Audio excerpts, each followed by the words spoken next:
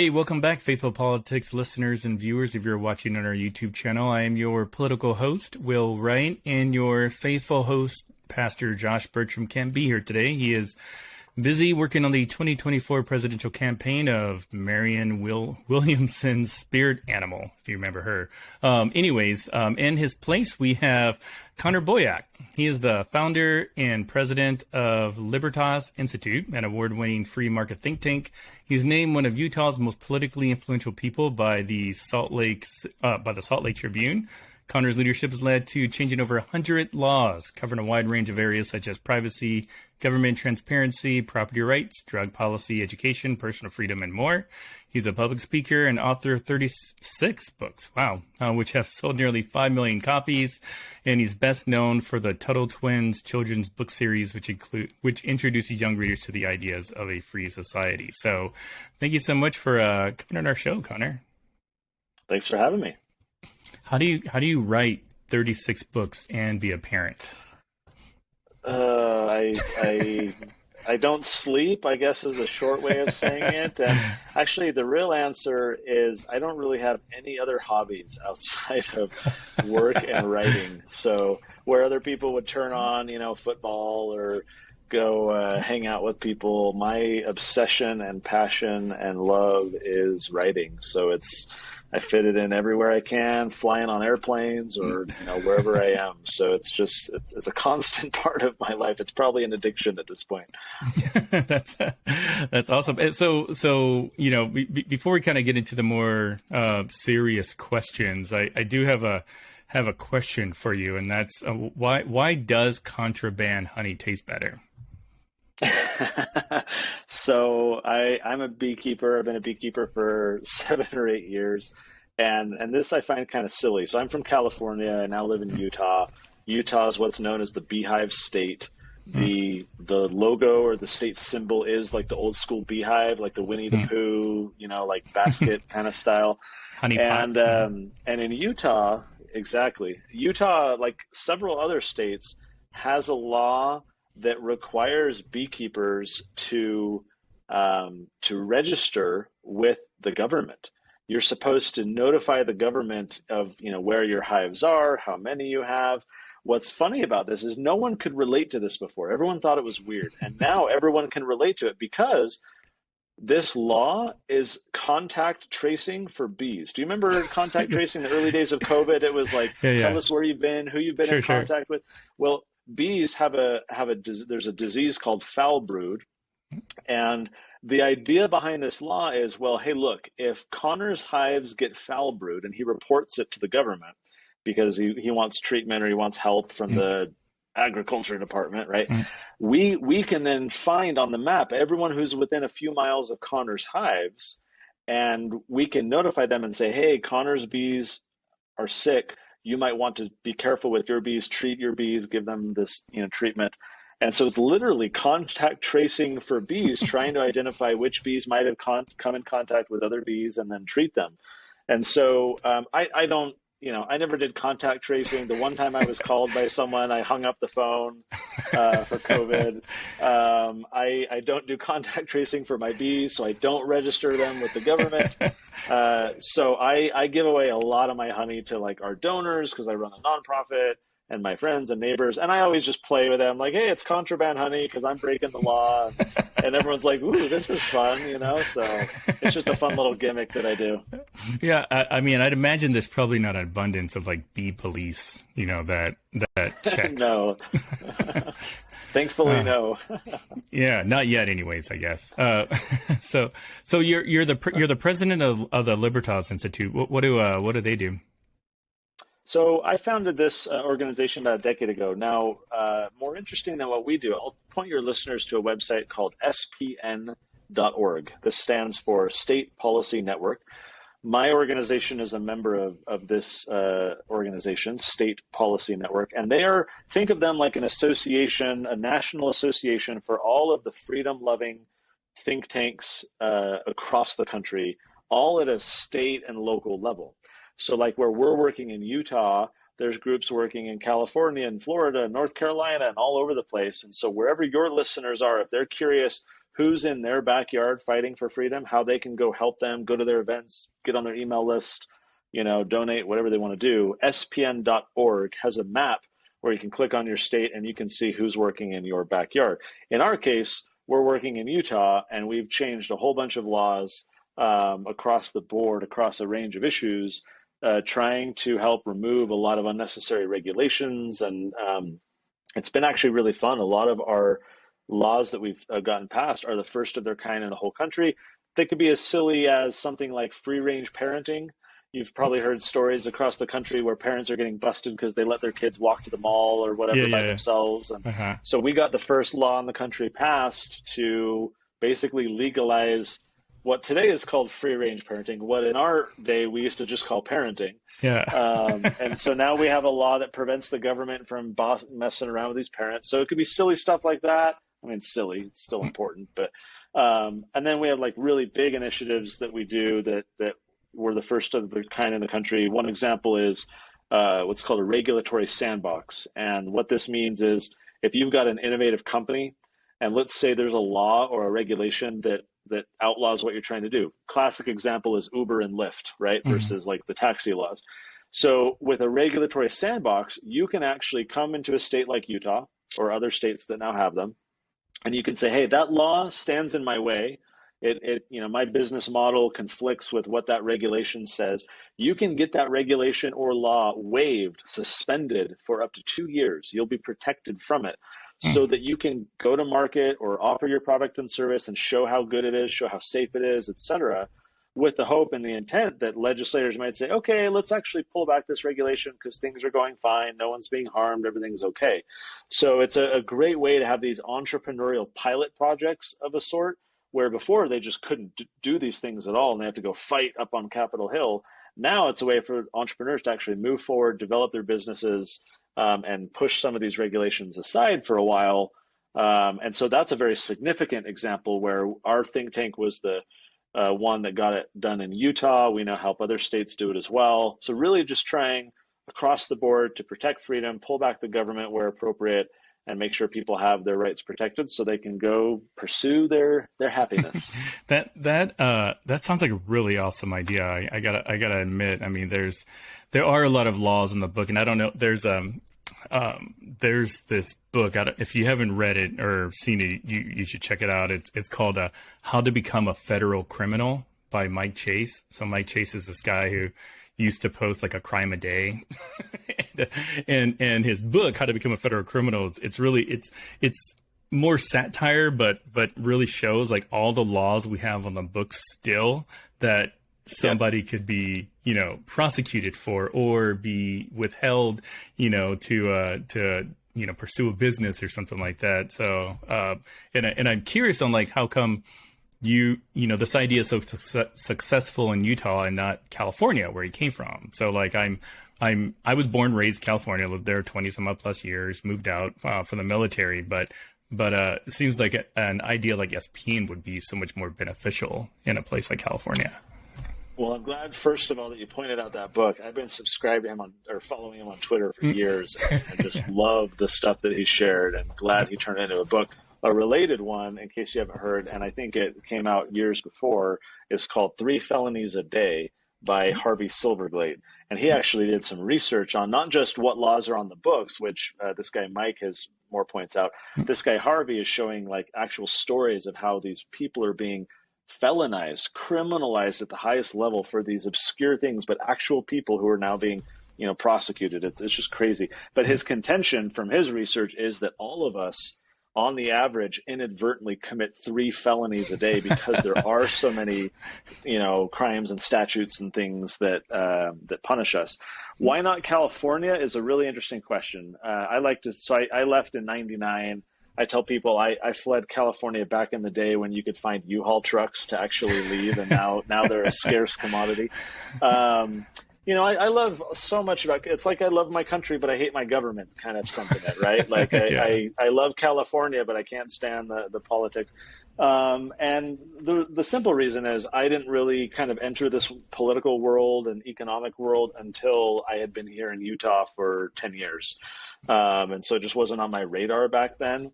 But looking back, it's like, well, here in Utah, like one of the interesting things is we can have and have had a lot of success here because there are more entrepreneurial minded, free market minded, freedom loving elected officials who we can work with to just tweak the laws, get them in the right place. And then what I've actually found really helpful is like with this regulatory sandbox thing I mentioned. For a few years, our work at Libertas, we would just keep doing what we were doing, focused on Utah. But then we started to think it's silly to pass all these great laws in Utah, but have them just stay here. How do we export them? How do we help other states do the same thing? What we found is that Utah, as an example, is always at the top of these rankings: best managed state, best places to live, best budgeting, best whatever, and we're always winning these different awards. So what we can actually do is we can leverage that. We can go to a state like Nevada or Florida or Alabama or California or whatever, and there's going to be elected officials there who want their state to improve when it comes to lowering regulations and taxes and the like. And we can say, hey, look, here's Utah that's at the top of the rankings. Here's these 10 things that Utah does well. Let us help you with, a couple of those. And so we can leverage Utah's good standing to actually recommend some of the policies that we work on and get these elected officials in other states to be interested in saying, yeah, I want our state to do better. Give me your ideas. So it's been helpful in that way because people are like, well, if Utah's at the top of the ranking, why does Libertas need to exist? Like, go focus on California or New Jersey or elsewhere where there's problems. And to that I say, do you remember in like 7th grade math when you would get like 75% of the questions right, but you got an A because you were actually being graded on a curve?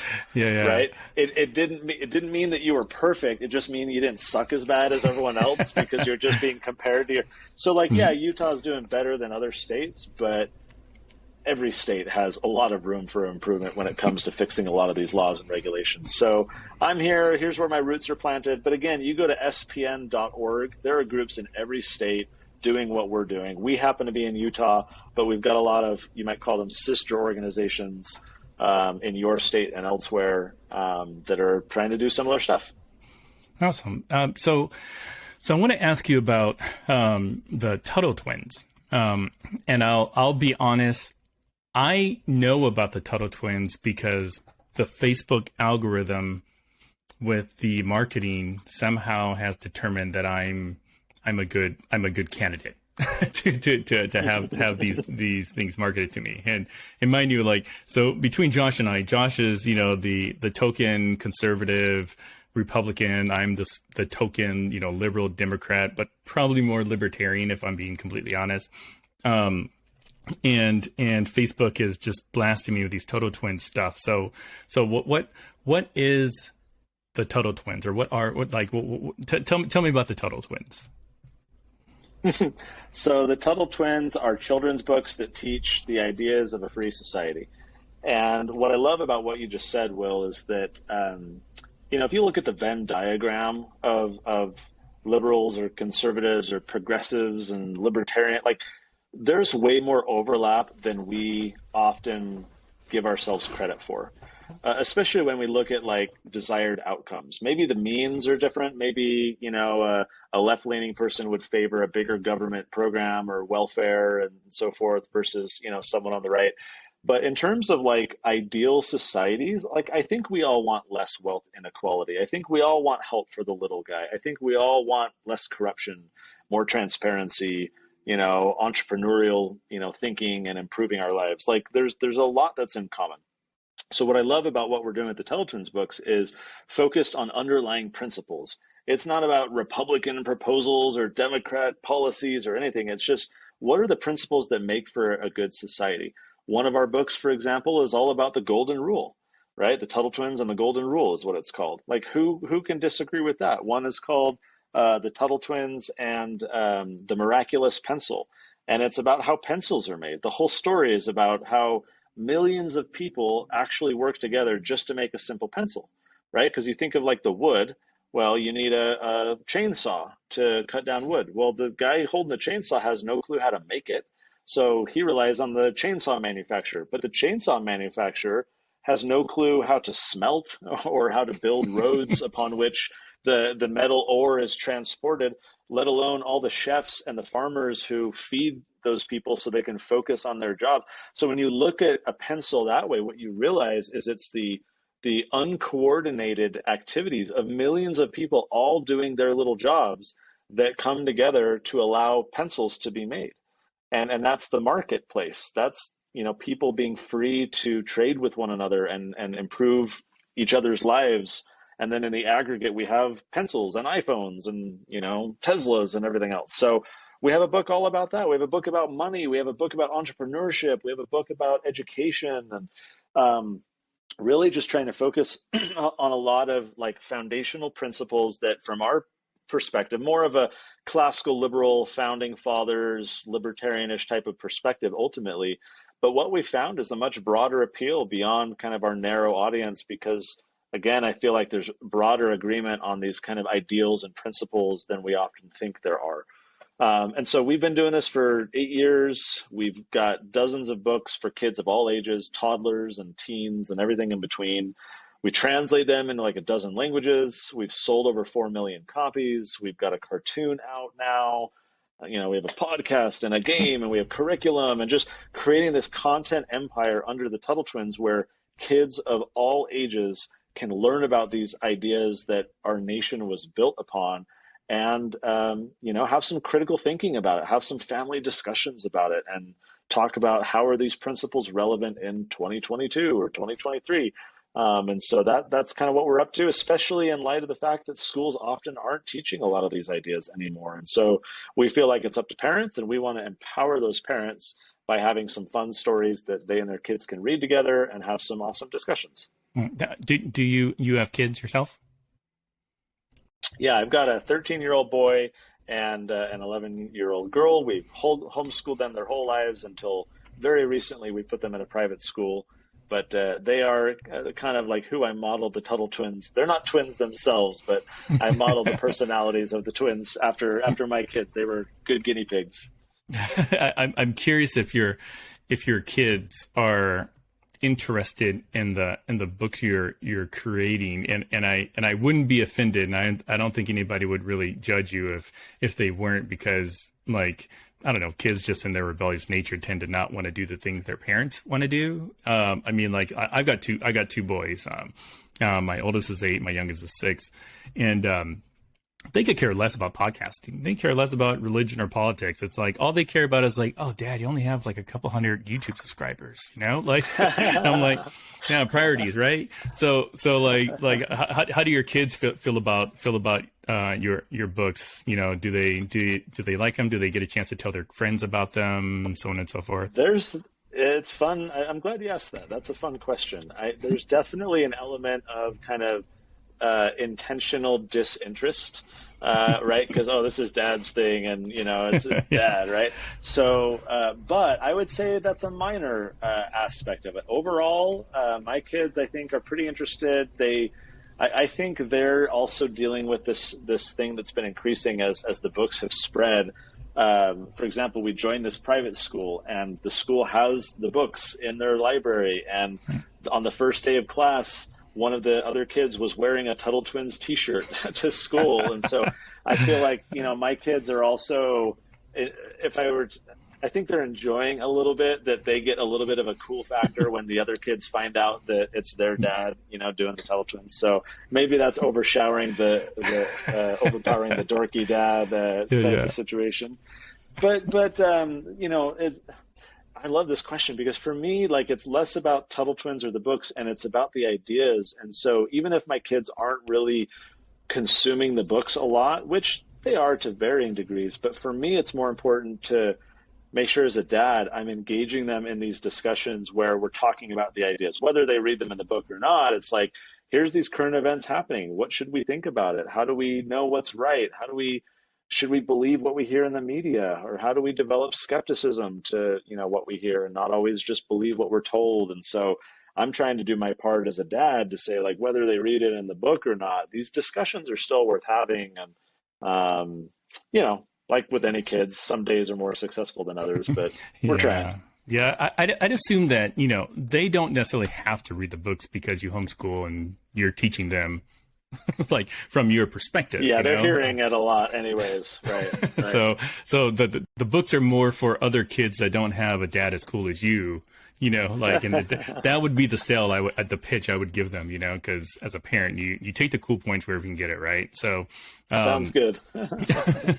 so in your book, and even on your website, the way that it's sort of presented is, from a viewpoint that, we're not getting what we're supposed to be getting at school. And I'd like to kind of know a little bit more about that, only because, one, you said you homeschool. So, how do we know what's really being taught in public school? And, and full disclaimer, like, we homeschool as well. So, and I think it's for parents and families that can do it.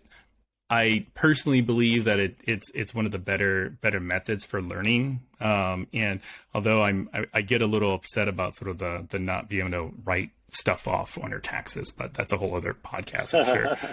So, I'm curious, like what is it that kids aren't being exposed to, or what are they being exposed to that you have issues with? So I'll give you a precise and recent example, which is centered around this book. For those watching the video, this is our new American history book. And the genesis of this story is a direct answer, Will, to what you're asking. 2.5 years ago, I had a theory that, the way kids are being taught today about the Declaration of Independence and the Constitution and the Revolution was probably, inadequate. That we were hearing about at the time, right, the 1619 Project and critical race theory and all these things starting to come in, but it sparked a broader question for me about how are kids today being taught these kind of core foundational things.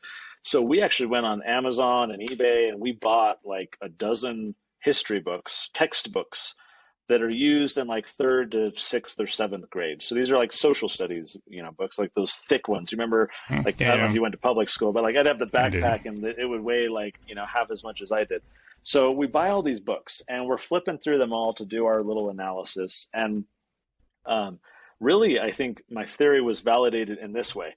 The books did a fantastic job when it came to bombarding student readers with superficial factoids. This person said this on this date, they went here, the clouds were like this in the sky, they ate something like this, it was kind of bland, not enough salt, like just I mean, I'm being silly right now, but like, all kinds of names and dates and facts of all the stuff that happened. So the books did great when it came to just saying, here's all the things that happened. The books, every single one of them that we got our hands on, totally failed when it came to teaching the ideas of the past. Like, there's this quote we've all heard of: those who don't learn from the past are doomed to repeat it. And we all know this quote, but my contention is we do an awful job at doing anything about it. We nod our heads and we say, yeah, those who don't learn from the past are but then, like, what are we doing about it? Because kids today with these books, they are not being taught at all. They're not being taught to learn from the past and apply it to today. They are simply being taught about the past. And that's a very critical distinction. It's like we're walking kids through this Museum of American History and we're like, look, they used to use weapons like that. Look at the uniforms they used to wear. Oh, look at this and that. Okay, kids, let's go to the cafeteria. Time for lunch. And it's just this very passing, like, superficial review of history without substance, without context. So we put our book together after 2 years, or during 2 years, we just finished it a few months ago, as a response to that. So in our book, for example, we talk about what happened, because as a history book, you have to, like, here are the things that actually happened. But our focus is, what were the ideas that they were debating and that were motivating all these things? And how do those ideas relate to today? Right. So when the founders were really upset over, lack of representation in these taxes and, having the kind of monopolistic tea trade where they, Boston Tea Party, these things were happening. What are modern examples where we might feel similarly today? And then what can we learn from what they did to guide our actions today? Those are questions and mental, thought exercises that these social studies books completely omit, like 100%. And so our book is meant to correct that, because, again, those who don't learn from the past are doomed to repeat it. And I think that's why we're dealing with a lot of the problems we are today, is the rampant historical illiteracy and ignorance and apathy. So to conclude, Will, in response to your question, It's examples like this where schools are not teaching, substantive history. They're not teaching entrepreneurship. They're not teaching economics. Maybe they'll teach financial literacy, but they're not teaching about underlying, economic ideas. They're not talking about some of these powerful principles and ideas that I believe a well-rounded child needs to really understand the way the world works. It's not enough to drill them with facts and make them memorize and regurgitate stuff for a test. How many high school students do we know that, like, you remember those the Jay Leno clips? He called it jaywalking, where he'd go ask like the average person on the street. Yeah. And there are clips you can find on YouTube where people do this with high school seniors, and they will ask them the most basic of questions, and they don't know anything. So, like, if a decade of schooling is producing ignorance and illiteracy, historical illiteracy, we need to change something. Whether you homeschool or not, half of our audience homeschools, the other half does not. And for the ones that are doing public or private school, they recognize, I think, that they need to supplement in the home what the kids just are not being exposed to in the school. And that's where the Tuttle Twins is helping families like that. Yeah, I watched your one of the YouTube videos on, I think, inflation, dealing with like carnival tickets or something like that. And I thought it was really good. And it reminded me. So recently I spoke with Maya McGinnis from the Committee for a Responsible Federal Budget. They're like a nonpartisan, whatever organization that tells the government that they're spending way too much money all the time, And one of the questions that I asked her was like, is our current, financial woes in the country the result of us not really getting enough financial literacy growing up? Because, I never learned how to balance my checkbook. I didn't really understand the impact getting all those credit cards in college, just so I can get a free Frisbee, like what impact that would have on my life, like I wish somebody was there to smack me in the face and say, no, Will, this is a bad idea. So, I appreciate what it is that you just said, because I think you're spot on. I think that we do need to have certain things probably taught more in the schools, and if not in the schools, then at home. I think of it, sorry, I didn't mean to cut you off. I think of it with an additional layer on top of that. Think of the credit card companies in your example who are incentivized. It's almost like drug dealers or the cigarette manufacturers, right? It's all about how do we acquire new customers? How do we hook them in and not enslave them, because that would be the wrong term, but basically like create dependency of some sort, right? So that they are connected to that. And so what I tell parents is I say, you have to realize there are people out there in the world who see your children as fodder, right? Who see them as, this impressionable, empty mind that they need to fill with their thoughts, that they need to get to act in a way that they want. That your children's minds are in effect ground zero in an ideological battlefield. And that if you don't know that you're in the middle of this war of ideas or financial literacy and dependence and all these things, if you don't recognize that there are people out there marketing how to get kids addicted to sugar, let's do all the sugary cereals and the candies and let's just, anyways, if you don't recognize that there are people out there doing that, you've already lost, because you can't fight an enemy you don't know exists.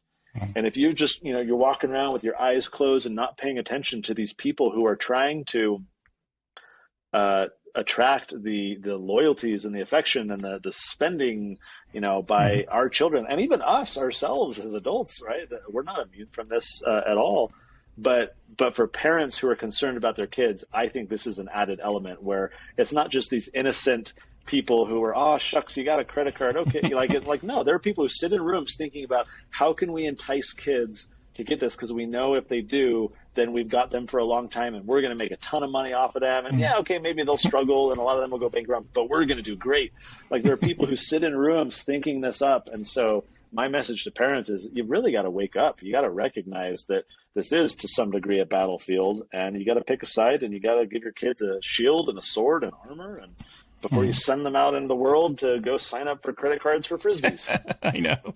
Yeah. So is part of what you said, part of the, so when you log into the Tuttle Twins website, the first thing is, are my kids being brainwashed? So like, are the things that you just mentioned, some of the things that our kids are being brainwashed for or with, and like, what do your books do to counter that? Because like when I think of brainwash, I think of like QAnon or something like some weird thing where like they should not be listening to whatever it is they're listening to. So maybe you can kind of explain kind of what we're being brainwashed with. Well, let me give you a slightly different example to answer your question. I wrote a book a couple of years ago called Skip College. What is the subtitle? How to build a successful life by avoiding degree debt and distractions, or something like that.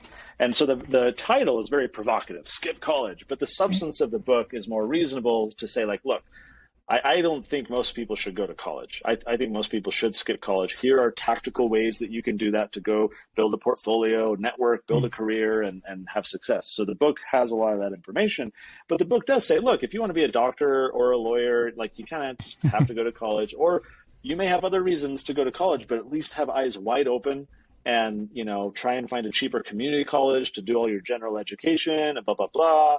So part of this is I have a marketing hat on, and I know that if I want to reach my intended audience, I have to be a little bit edgy, a little bit pushy in my marketing to get people to wake up and pay attention, because we're being bombarded with, all kinds of stuff. And I know from serving these millions of kids and their families, the good that these books can do to inspire critical thinking and curiosity. So my mission is to get the books into as many homes as possible. So I feel like in my marketing, I've got to be a little bit provocative to be like, wake up, and, take action. So the books themselves are not really like focusing on this brainwashing element or whatever. The marketing is more to say what I did a moment ago. Parents, other people are trying to teach your kids ideas you disagree with. You don't like that. You got to realize it's happening. You might feel ill-equipped to do anything about it, because a lot of our parents are like, I went to public school. I don't know any of this stuff. I never learned it as a kid. So then, hey, no problem. Read these simple books with your kids. There's discussion questions at the end. There's worksheets. There's fun, simple stuff to do. So really for us, it's kind of this dual approach where it's like you need the provocative marketing to kind of capture people's initial attention, but then we serve up this kind of substantive, holistic, principled content that at the end of the day, it's less about brainwashing. It's more about teaching true principles. People sometimes accuse me of creating propaganda for kids by teaching kids these materials, to which I typically will say, guilty, because when you think of the word propaganda, like it has its negative connotation because of the Nazis and everything else, and rightly so. But the word itself it's the propagation of information. Propaganda is just, what you're creating to kind of convey a message and teach something. And everything is propaganda. There's religious propaganda, there's economic propaganda, there's social propaganda. Some of it is good, some of it is bad. It's like a gun. It's just an inert weapon. It can be used for good, for bad. So yeah, we're creating propaganda, but recognizing that other people are out there trying to teach kids very different ideas. And it's up to the parents, just like it is with, let's say, Bible study in Sunday school. Like, do you want your kids learning there is no God, or do you want them to learn your understanding of truth and theology? That's your prerogative as a parent. So we tell those parents, just like you do on the religious side, you should think about this on the political and economic side, so that you're providing your children exposure to the values you hold and helping them understand your worldview before other people are trying to teach them a very contrary worldview. Yeah. Do you think the stories in your books, are sort of in a class by themselves, as in, here, and I'll back up, because like, one of the statements on your website is, what is the real story of America, and much sort of like the brainwash question, like it got me thinking, like, well, yeah, like the real story of America, like, the story of America is really, it's good, it's bad, it's ugly, like it's mixed, and it's probably one of the biggest sort of pet peeves I got about like the CRT debate. Say what you will about CRT, it's a theory. may or may not be true. But America has had a really ugly past with like race and stuff like that. But America has also had a really awesome past, like all of us are here because of, the thoughts and beliefs that the founding fathers had. And, sure, maybe some of them might have been slave owners, but like you can hold two thoughts in your brain at the same time and say, it's good that they did this, bad they did that. So I'm curious if your book, or if your books, take kind of the position that it's the way versus just a way that America can be explained. I like this question. I think of it more in terms of narrative. And here's what I mean by that. I look at something like the 1619 Project, or people who are tearing down statues, last year they're tearing down Thomas Jefferson and they're throwing paint on George Washington and all the things. And as I've tried to think through the motives of people who are pushing that type of those actions, or who promote the idea that America's founding and true historical narrative began in 1619 with the important importation of chattel slavery, I feel like a lot of the people who promote those types of perspectives are not really trying to get us to not like Thomas Jefferson or George Washington or the founding fathers. They're trying to advance a narrative. And that narrative is that America was founded on a rotten foundation, and therefore we should disconnect ourselves from it. I believe that the tearing down of the statues and the 1619 Project and others, that the true motives of those involved is to advance a particular political perspective that requires America to abandon its classical liberal founding father type of heritage. It's not the people, it's their ideas. And so the best way for a lot of people to attack those classical liberal ideas, life, liberty, the pursuit of happiness, free trade, property rights, and all the rest, is to smear the individuals for being white supremacists and bigots and whatever, without having the nuance, Will, that you just said, right? That we can appreciate the good and criticize the bad and learn from it. Yeah, they were slaveholders, but look, Thomas Jefferson was privately writing in his journal about trying to figure out how to get rid of this, what he called moral evil, right? And for someone in his station to even recognize that and hold that opinion, even though he was struggling to figure out how to actually implement it, that was revolutionary for the time in a lot of ways. So narrative, I think, is important. When we look at America, is it really the narrative is chattel slavery and rotten foundation and bad people who we should learn nothing from? Or is there a different narrative? When I was in high school, I was bullied a lot. I was very short. I was a late bloomer. My own narrative could be, I'm a victim. Everything that's bad in my life is because I was horribly traumatized by those people. I deserve reparations from, today's bullies because I was once a bully, or whatever, right? I can have this like victim mentality, and that could be my narrative of my past. Alternatively, my narrative could be, maybe the people bullying me, maybe they were being beaten at home and they didn't know how to process that, so they took it out on me. Maybe I can have compassion for the little guy today, the underdog, because I know what it's like. Maybe I can, have a different perspective. So my narrative can be, I can take the good and analyze my past in a way that sets me up for a better present and future. Or I can interpret my past in a way that makes me feel bad about myself and guilty and shame. Woe is me, I'm a victim. So in my mind, America's identity is very much up for debate right now. And it's all narrative. It's, are we built on a rotten foundation? And therefore we should go in a completely different direction, politically and economically, which I think a lot of these people is what they ultimately want. Or can we take the good and leave the bad, appreciate the good things that did happen, learn from the mucky stuff that we disagree with, and become better people by having thoughtful conversations about our past? That's what our books try and do, is to say, look, we do have an opinion about these things that happened in the past, but let's look at, like in our history book, we have a whole big spread about slavery, where we're very frank about it, right? And we talk about throughout the book to say, this isn't to be excused. This was horrible, but let's at least give this context. One of those history books, Will, that I mentioned, it has this chart where it shows Britain and what became the United States, the colonies.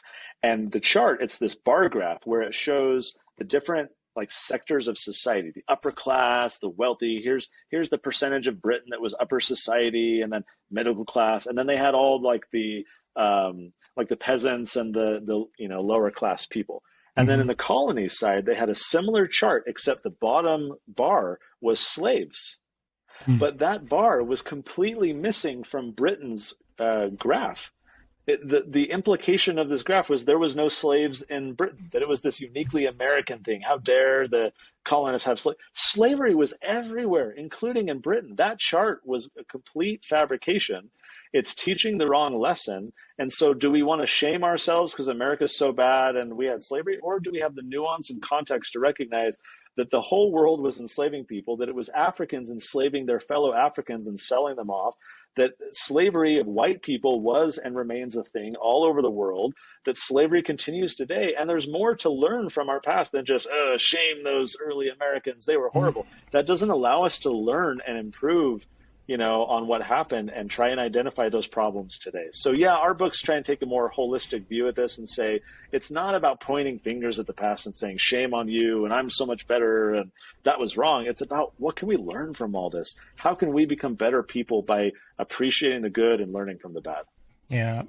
But it always seems like, the people that see the bad are the ones that have the most success in affecting change. Like there has to be bad in order for there to be good, right? So like if I sat here and thought, this country is perfect, like nothing can be better, like I would never vote, because I'd be like, I don't want anything to change, I kind of like my life, and I'm wondering like where do you see kind of the intersect of people that think that things are really, really bad for this one specific reason, and folks that want to kind of critique them. And I'll give you one example. So like, the National African American Gun Association is an organization, primarily of people of color that promote like Second Amendment rights and stuff like that,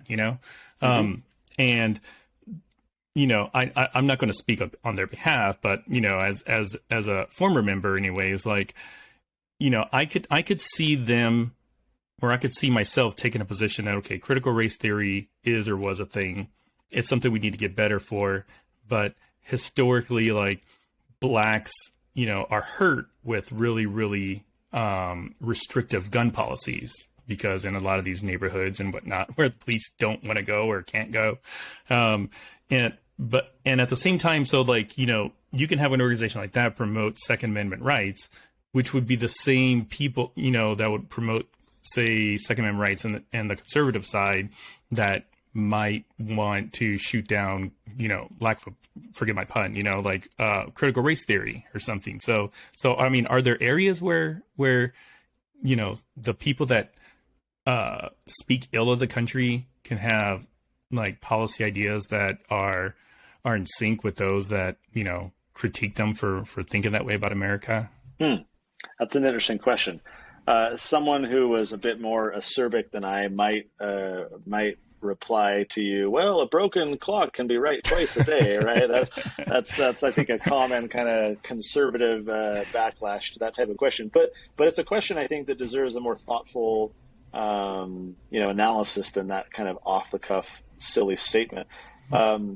I'll speak from I'll put my policy hat on with Libertas and the laws that we pass, because what I found there is a lot of the laws we work on, like criminal justice laws and privacy laws and medical freedom, we found a lot of success in working with leftist Democrats and people who we normally don't associate with. I'm more of a right of center, conservative leaning, kind of libertarian type of person by background.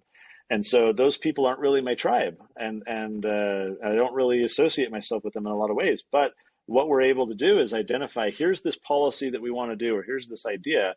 You have totally different reasons for wanting to support this than I do. For example, the death penalty. We've been working in Utah to abolish the death penalty. Now, I come at it from a big government perspective. I think it's ridiculous to empower the government to kill people because, if they can't deliver our mail to the right place, like how in the world are they always, how can we trust the government with this question of life and death? So I have that perspective. My inclinations towards the death penalty is more just because I can't trust the government. It's my skepticism of big government. Whereas all of our friends on the left, who we work very closely with on this policy, have very different reasons for supporting the same policy. In their case, it's typically an argument of the death penalty disproportionately impacts people of color. When you look at people who are being killed, it's usually poor Black people, right? Because they can't afford good legal representation and all the rest. And they're not wrong. I agree with them on that point completely. It's just that's not my natural inclination that brings me to that policy. And so I actually love and prefer the policies where we can work kind of, I hate the term across the aisle, because I think politics is not binary. It's not just left versus right or conservative versus liberal. So the aisle implies that it's just this duality. But I remember fondly when we started doing this in Utah, really working with these kind of cross ideological coalitions. And I was up in our legislature, as in most Capitol buildings, there's this seating up in the gallery above the House of Representatives or the Senate. So I was up there sitting next to the person from the ACLU, and we were watching one of our bills. I think it was dealing with privacy. And this Republican conservative legislator, who's more in my tribe, looked up at us and thought it was so quizzical that the two of us were seated together and working together. This was early in our coalition that, no one was really used to this, that he leaned back and he snapped a picture of us seated together because for him, it was a novelty. And to me, that's a tragedy that we're not willing to talk more one with another and find ways to collaborate. So that's a very long-winded way of saying yes, Will, to your question. I believe there are opportunities to work with these people who have totally different perspectives. Let's at least listen to the concerns more than just dismiss them as talking points. I do think there are elements within those communities that are just closed-minded, agenda-driven activists who just want to push. But the same is true of my tribe as well. And so I think that it's worth listening to those who are willing to have discussions and see where things go. Maybe there's agreement, maybe there's not, but I think it's always worth a discussion.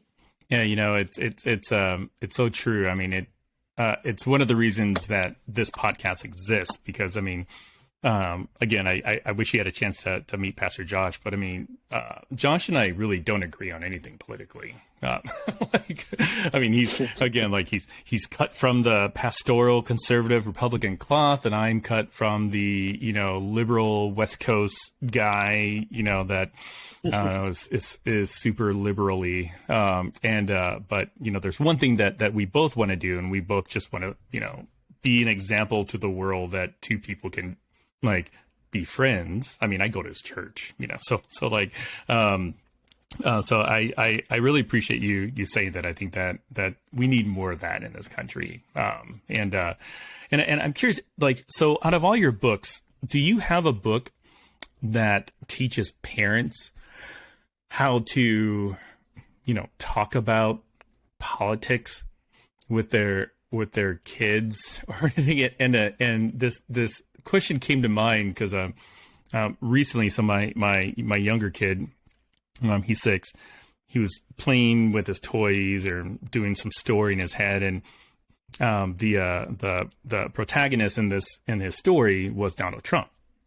And he's like, Donald Trump's the hero, and you could probably infer how I feel about Donald Trump based on my political affiliation, but as he was saying this, I was watching him play, and I was debating what I should tell him, because part of me was like, okay, well, he's heard me talk about Trump and he's heard me talk about Biden, and in his mind, he decided to make Trump the hero. He was a superhero or something like that, and then my wife and I got to talking, and we're like, wow, we must do a good job not showing our cards to our Right.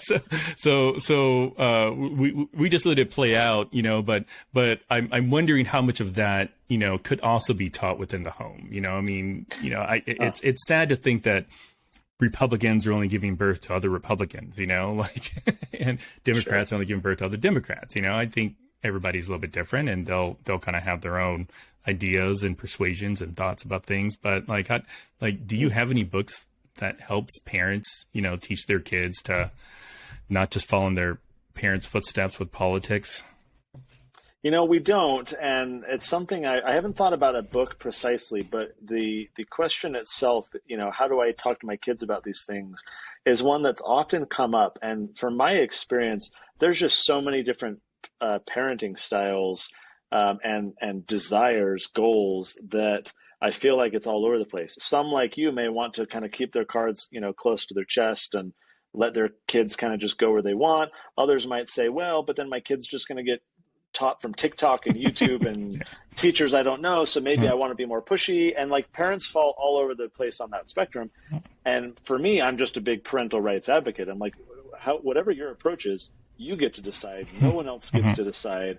But what we have leaned towards is, so we've created parent guides for all of our children's books, because what we have found is that for the parents who do want to engage their kids in discussion about these ideas, whether it's to kind of draw out their kids' own opinions and not push, or if they just want to teach what they believe to be true to their kids, or somewhere in the middle, a lot of our parents, I think I said this earlier, they feel inadequate. They believe in this idea of the founding fathers, or entrepreneurship, or good education, or the golden rule, or whatever topic our book is talking about. So they like the idea, but they feel unable to adequately express that idea and teach it to their kids, because they don't maybe feel like they learned well enough in school about how money works. How can I teach my kids about inflation we have a book called The Tuttle Twins and the Creature from Jekyll Island, all about the Federal Reserve and money. And, we used to use gold, and why don't we use gold anymore, and all the things, right? So a lot of parents are like, I don't know why inflation exists, and I failed economics or never took it. So we have these parent guides where it's like, okay, mom or dad, here's the background, here's the ideas, here's some questions you can ask, here's an article you can read, here's a video you can watch, and really just trying to help mom or dad get up to speed a little bit more on some of these ideas, so that whatever their decision is, whether they want to be pushy or laid back or somewhere in the middle, my inclination is I just want to defer to parents on how they do that. But wherever they fall in that spectrum, I just want to offer up these resources and say, use them however you want. Have your kids read them, make your kids read them. If you homeschool and you want to require this, make them write essays based on what they learn. Leave them randomly on the living room table and see if they just randomly get them on their own. Parents are all over the place, and I'm fine with that. I guess at the end of the day, we thought we were making kids books when we started. What we've now realized is these are more like family resources, because the parents are also learning for the first time, and because the family is having dinner conversations about these ideas. And so I see my goal is really trying to foster family discussion about what's going on in the world, about how the world works, whether they fully agree with our perspective or not. Really, I just want families talking more and thinking about what's going on and what their place in the world is, rather than all of us being plugged into devices and disconnected from one another. I want more connection, especially family connection, and that's my ultimate goal here. Got it. That's awesome. So one last question. So the characters in the cartoon, I think, is it Ethan and Emily? Yeah. Are they the same ones that are in the books as well? That's right. Okay, and I'm curious. So why does Emily have glasses in the cartoon, but in the book she doesn't? Yep. So we made a more substantive change than that. We made the twins, for example, 1/4 Cuban. So in the cartoon, we decided to make Grandma from Cuba, which means her daughter is half Cuban and the twins are 1/4 Cuban, because we wanted the storyline of the cartoon to lean heavily into Cuba and communism and talk about the economic problems versus contrasted against capitalism, and kind of look at comparisons. So think of the cartoon kind of like the Marvel comic books to the Marvel movies. There's a shared overlap, but there's creative differences, and it's kind of the same universe of a sort, but there's creative freedom to go in a slightly different direction in another medium.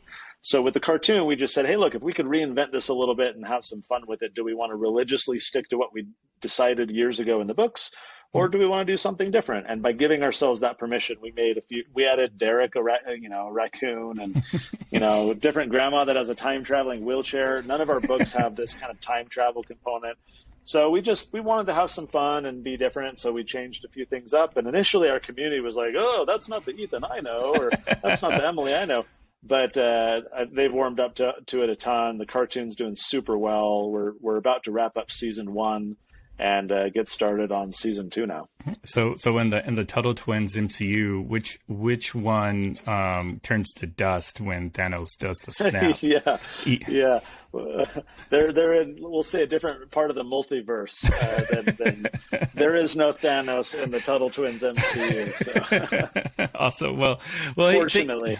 Thank you so much, Connor, for spending some time with us and chatting us about the Tuttle Twins. So where can people find your work? The Tuttle Twins, what have you? Yeah, so we're at TuttleTwins.com, and we're on Amazon and elsewhere too, but the better deal is at TuttleTwins.com. It's cheaper. You get workbooks, you get all kinds of stuff. Find us on social media at Tuttle Twins, but all the books and resources are at TuttleTwins.com. Awesome. Well, cool. Thanks again, Connor, for everything, and to our viewers and listeners, we will see you next week. Take care.